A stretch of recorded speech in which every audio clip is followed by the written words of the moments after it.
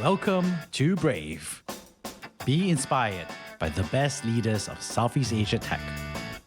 Build the future, learn from our past, and stay human in between. I'm Jeremy Au, a VC, founder, and father. Join us for transcripts, analysis, and community at www.jeremyau.com.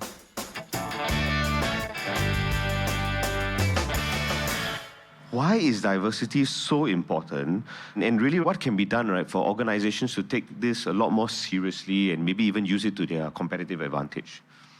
So maybe Nurul, you would like to go first?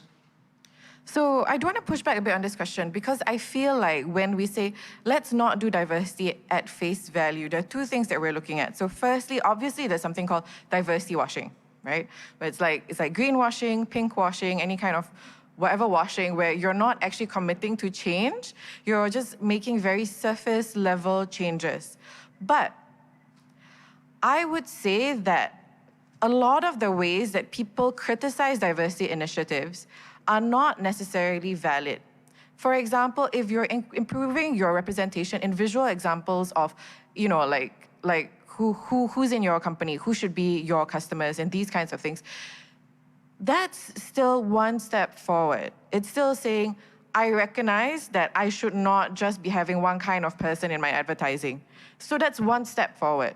And then that actually brings up the larger question, which is that diversity is a journey, right? So you have everyone be at an imperfect stage of their diversity journey. How do you get them to the next stage? So if you're a company where you did not know this word diversity, you did not believe in it, it's not something you considered, your first acts may look like face value or diversity washing, but that could then be actual change later on if you are committed to learning and to changing. For companies that already know, they know what they should do better. They know that they should improve hiring. Look at who's actually being part of the company. How do we improve results? Look at retention.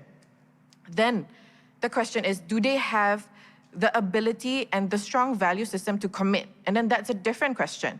So that's saying if you know and you're not doing it, then that's a very different problem. So I think we've got to talk about this at every stage. I do think that organizations need to understand and need to realize that as companies, as economic actors, you don't just act and impact economics. You're impacting the lives of the people that you hire, you're impacting the lives of your consumers. So you don't just have an economic purpose. You should really think about what is the good that you're doing at every level and how can you do better.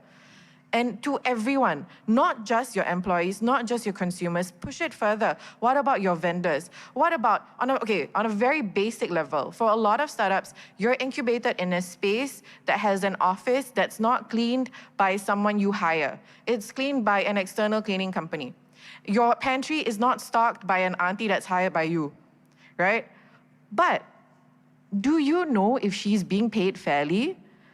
Does she have to pay for her own uniforms and things like that? Is there something you can do as someone that benefits from her services in order to get the success you need to actually make sure that that goes back to the people that are helping you and amplify that at every level?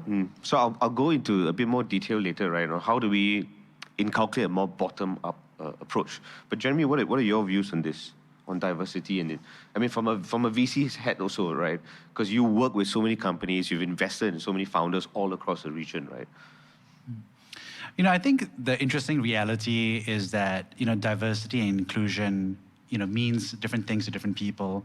And, I always think about, as a history nerd, I think about Southeast Asia has been at a crossroads between, you can say, East and West. You can look at the archipelago and the different cultures.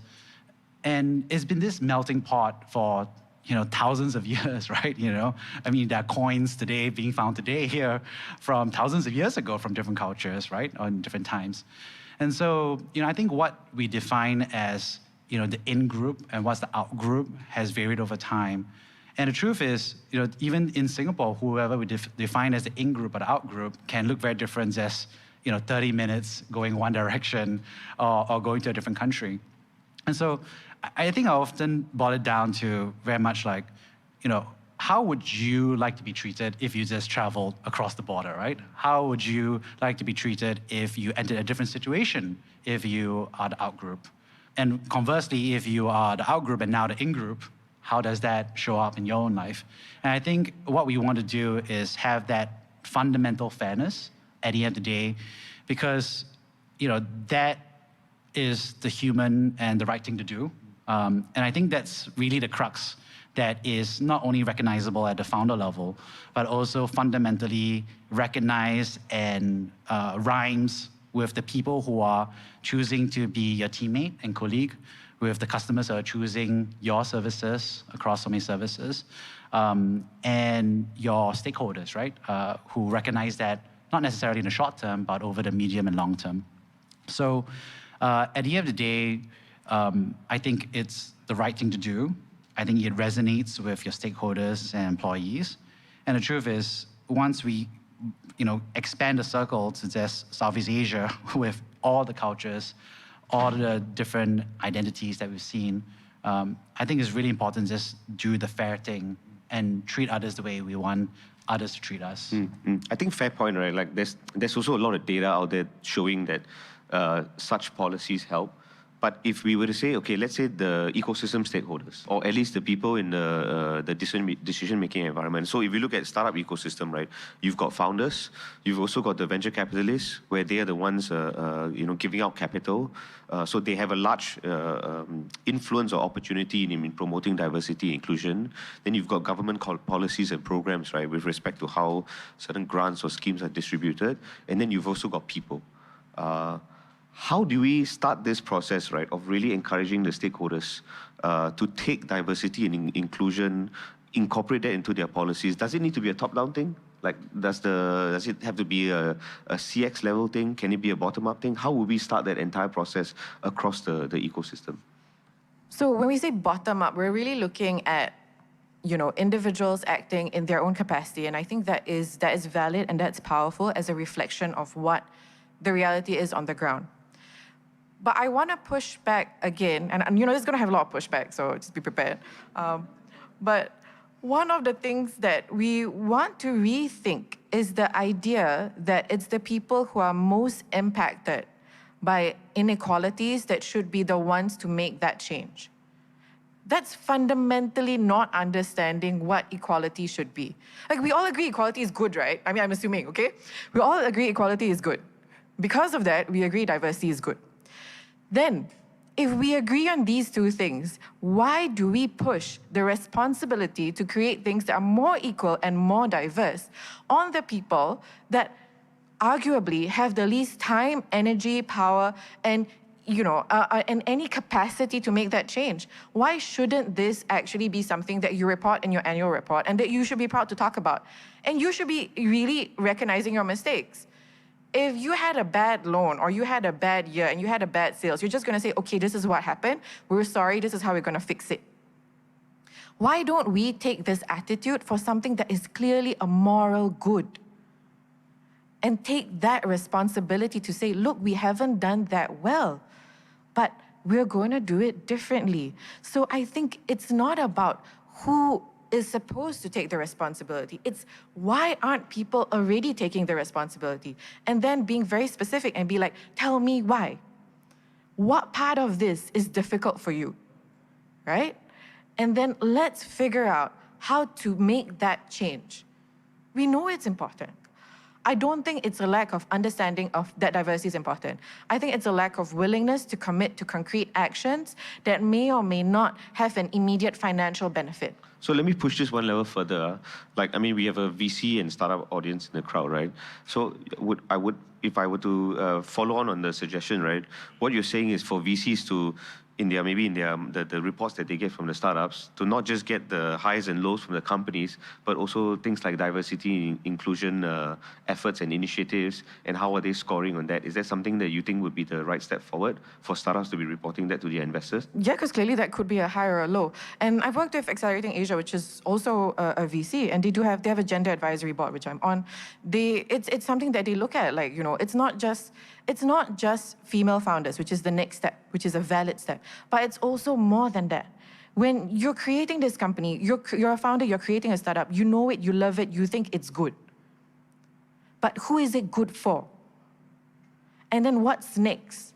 How do you make sure the people that are being negatively impacted by it, and there are definitely people who will be, how do you mitigate that? Within your own company, who are the people that are benefiting more from it? It's not, when you lead your company, you're not just leading your profit or loss statement, you're leading people, you're leading results. And in this environment, in Singapore, in our economy, in the region, we need to think more about these things. Now, Jeremy, on the venture side, fundamentally, it's all about returns, right? Funds are going to be judged based on that, right? How can diversity and inclusion become a larger part of that discussion? Should LP start taking a heavier stand, right? Should VC start reporting on a larger level? I mean, some funds have also started more like women-centric funds or certain diversity inclusion funds. Do you think that's the right step? So multiple themes over here, right? But really on the venture side, right? How can this be a bit more impactful? The fundamental role of entrepreneurship is creating something new. And something new because the world is changing, the reality is changing, and people's needs need to be solved faster, smoother, more cheaply, more convenient. And venture capital is about supporting founders to achieve those changes. Because I can tell you that my great-grandparents, they set up a little shop house with no capital, borrowing money from family, right, and savings. And that was not very long ago, right? And so today, I think we ask founders to do way more tremendous things than just a shop house, right? And in return, we provide the capital to support them on that journey, right? To allow them to be able to grow the company, to be able to eat, and not take on that personal risk on a personal basis. And where that boils down to at the end of the day is, and I love this phrase all the time, is that talent is equally distributed, opportunity is not. And what it means by that is, yes, we are still in the fundamental core supporting exceptional founders, and exceptional founders should come from everywhere.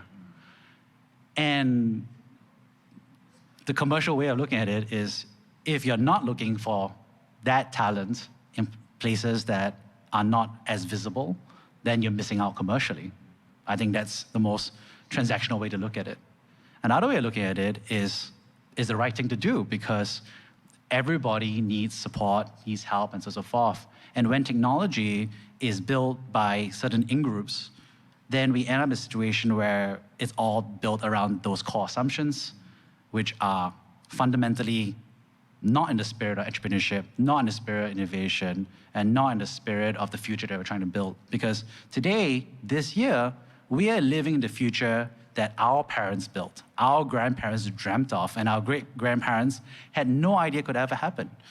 And that future that we are living in today, with all of us around this room sharing this topic, will be the base and foundation for our children, for our grandchildren. And I think that's what I think we all have fundamental responsibility. And I think that starts with, with founders being recognized wherever they are, and venture capital supporting and innovating and making sure to push forward on that, whatever format that happens to be. Can this responsibility be further cemented in a way where there's an expectation from stakeholders to have it, as opposed to putting the onus on a level where it's just, okay, it's something that's nice to do or good to do, right? Like I mean, if I were to use fitness as an example in our Singaporean culture, right? Like growing up, you have to take the NAPFA test, and it's literally on your record book, right? How well you did, and it's in your face that, hey, look, take your health and fitness seriously. Is there a way, do you all think, right, that the government or organizations, right, can do that in a more structured manner, so it's not made to feel like, oh, this is a nice to do, but something that you should really, really be focusing on? Can there be a framework around this that can be set up? For context, did you enjoy your NAPFA test? I did not. I was a fat kid. Yeah. I was made to go for tough clubs. So no, I did not enjoy it. Yeah, because then that's the problem, right? People are going to be like, oh, I hate the NAFA test. I don't want to go. I also hate the NAFA test. Yeah, not enthusiastic. Do I think it's a responsibility and it should be measured in more concrete ways? Yes. Do I think I have a perfect answer for you as to how that can be done? No. I don't think there will be, because going back to the idea that diversity is a journey, anything that we create now will only measure and look at a certain part of the journey. And it will need then to keep improving as we move on and as we try and bring more organizations and society and everyone else further along their journey. So I think that's quite difficult. But there definitely can be a lot more done to normalize and encourage the presentation of really these difficult questions about diversity, equity, and inclusion for all parts of the startup process. And it's a good question. I don't have a clear answer for you. Yeah. I'm always supportive of, organizations systemizing the aspirations of the employees and stakeholders. And, I think that is a responsibility of employees and leaders to ask for that. And I think it is also the responsibility of the leadership to say, hey, this is the balanced scorecard that measures what our aspirations are as a company, not just economic, not just financial, but also on the human and societal responsibilities. I think we've also seen the rise of ESG, which is a tremendous amount of work, I think, done by limited partners and capital allocators out there who are requesting venture capitalists or actually requiring disclosures around what are the possible upsides in terms of how they apply to the United Nations Sustainable Development Goals, as well as being aware and disclosing the risks or potential downsides of technological change that's there. And that's honestly the step in the right direction. I think there has been some pushback, I think recently, about the exact format, as you said, greenwashing or so whatever washing. But I'm always like, would you rather go back 10 years and not have those things? I'd rather have those and for us to continue measuring, continue improving. And even today, I can tell you right now, like when we do venture capital investments, at least at our organization, we do look at, filling out our ESG and evaluating how it's going to create jobs, save lives, improve environmental quality, and so forth. And I think it's a relief, honestly, because you do it and you're just like, oh, this is even better than I thought, right? That this is the story and this is the journey that all of us can sign up on, right?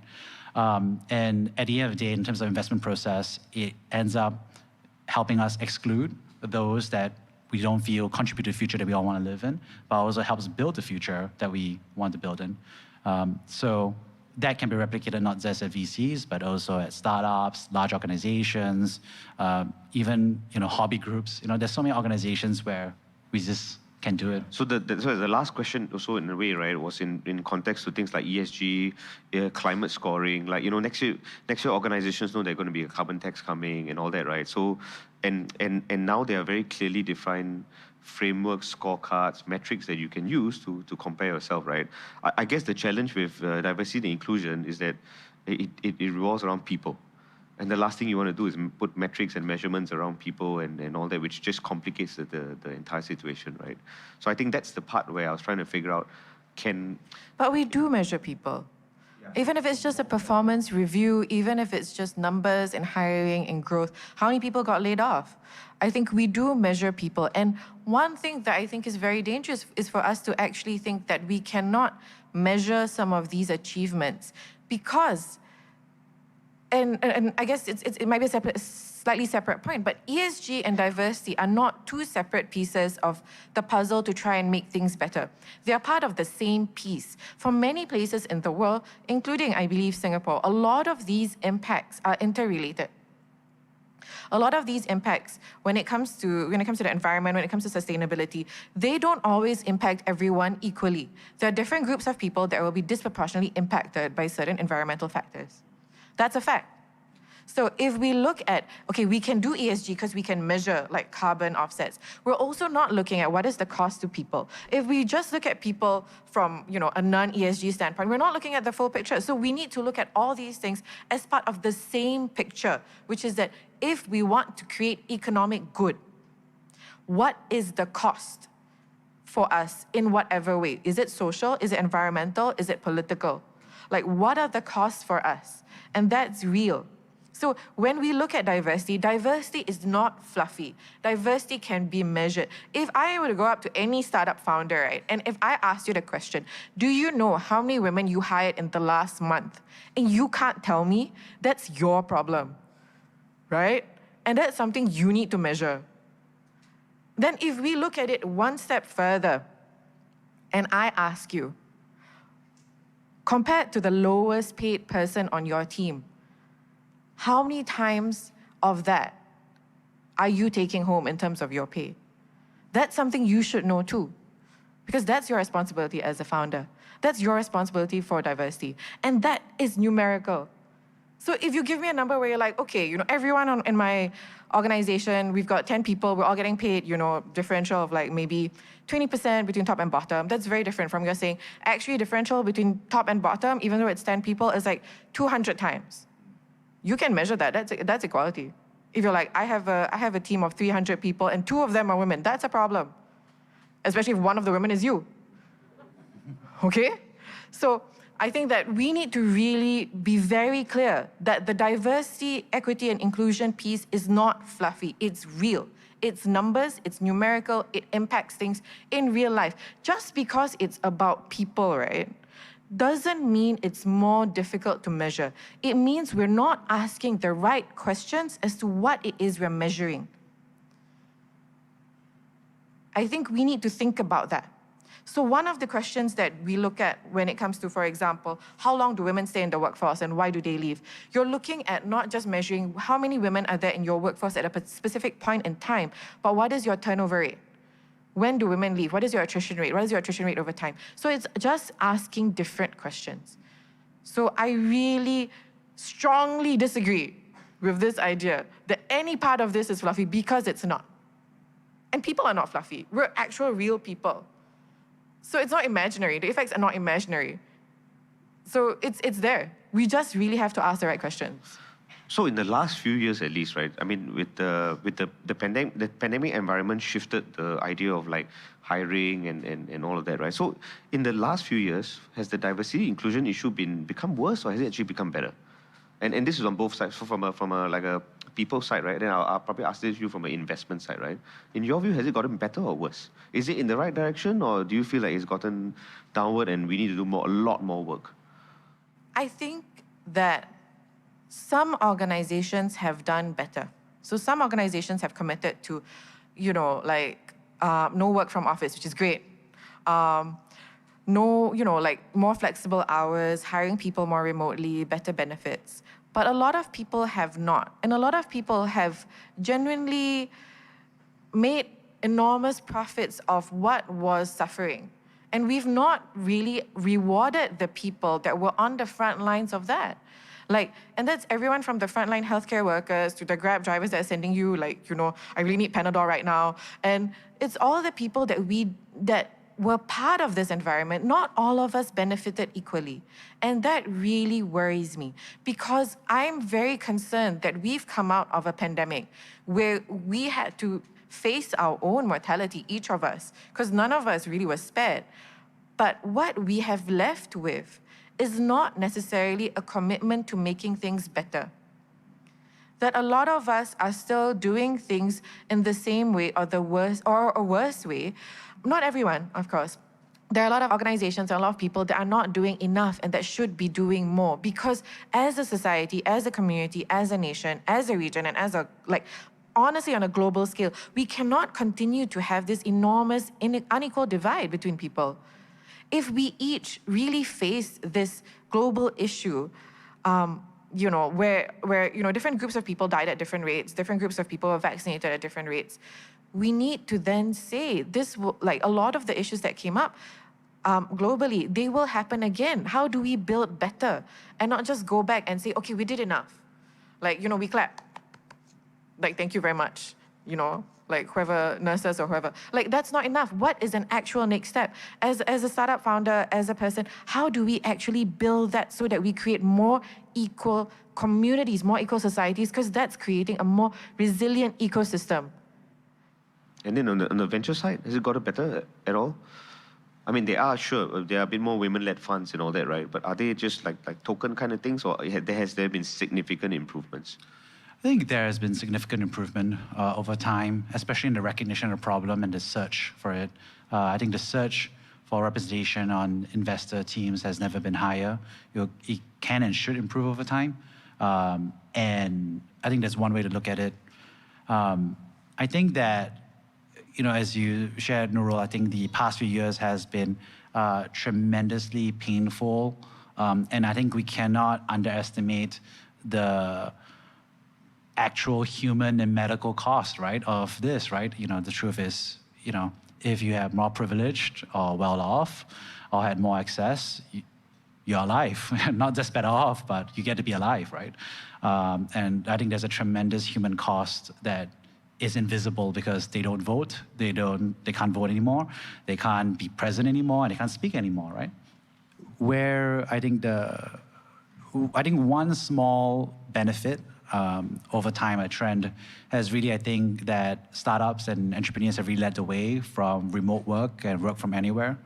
I think that it has unlocked a certain set of paradigms around in-person and certain transactions that had happened in person that really affected, for example, parents who had caregiving responsibilities, which disproportionately fell on women in Southeast Asia, but it also allowed for people to access roles from all across the region, where maybe because they live further away from the business district within Singapore or in different countries, right? And I think, I'm not saying it's the full ingredient for everything, but I think it's one ingredient that combined with leadership from the teams and from venture capitalists, I think can make this a more equitable place over the next 10 years. Okay, I want to spend the last few minutes for the session, right, discussing actionable next steps, right? So let's put it into three heads, right? So we've got the investor head, or the VC investor head. We've got the founder head, or the executive level head, and we've got the employee head, right? So within this room, right, as a key next step, right, what can people start to do? Are there books is there a particular book, a framework? How can they kind of say, let's take diversity and inclusion seriously? Let's kind of come up with a framework to measure this, and how can we come up with a 6 months plan to start maybe improving this entire process? What is the key next steps that they can start doing? I would like to have a framework. I'll sell it to y'all. I don't have a framework, so I can't sell it to y'all. I do think that so I'm going to speak from the employee perspective and then the founder perspective. I think from the employee perspective, it depends where you're at. But as an employee, it's important to take responsibility on the kind of environment you're building and the kind of thing that you're seeing. So by this, I mean, if you are an underrepresented employee and you feel like there is a gap within the workplace when it comes to your capability, your achievements, and where you want to be, then for you to recognize that and address that will often take the brave step of speaking to someone about it, looking for options outside, and really committing to the slightly risky move of deciding, well, maybe this is not a place for me. Can I go somewhere else? So I think for employees, it's that. If you're an employee that's not underrepresented, you're in a place you're comfortable, you're doing well, then I think the question is, how do I make someone feel and do better where they're at? How do I create a place that's better and more welcoming for everyone? Okay. So that's the next part. So it's more like cultural, day-to-day interaction kind of things that you're talking about right now, right? For employees, yes. For the founder perspective, I think a very simple next step is really just having data and looking at it. And I think a lot of that is really looking at customers and customer demographic breakdown. It's looking at employees and employee demographic breakdown. So once you have that and you are looking at that, I can guarantee you that it's going to be a problem. Right? Almost everyone will have an issue where they're not performing where they should be. And then how do you move whatever resources you need to move to improve that part? So I think that's quite a good thing. I believe that for founders, you have access to that data, and that's where you should start moving. Okay, great. Jeremy, anything you have to say? I love reading science fiction. And growing up, I love reading, and I think it represented, a very, in retrospect, a European or Western or American male perspective. The greats like Isaac Asimov, and you talk about the Ender series and so on and so forth.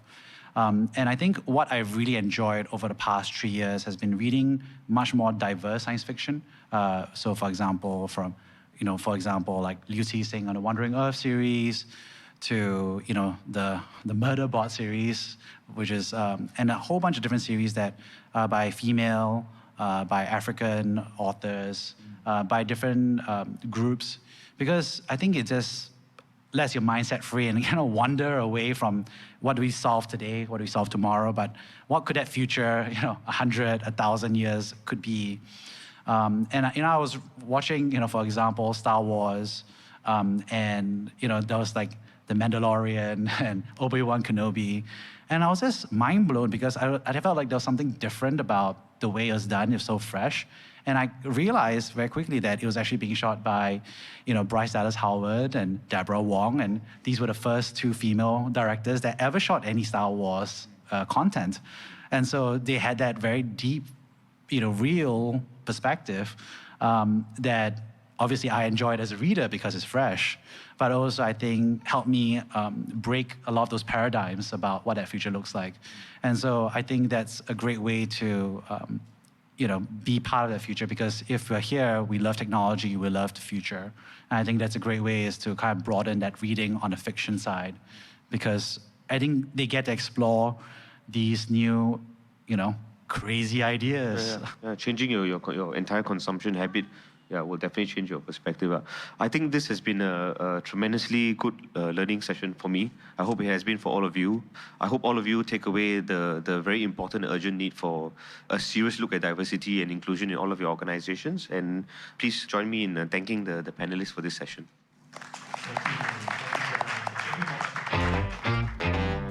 Thank you for listening to Brave. If you enjoyed this podcast, please share this episode with friends and colleagues. Sign up at www.jeremyau.com to discuss this episode with other community members in our forum. Stay well and stay brave.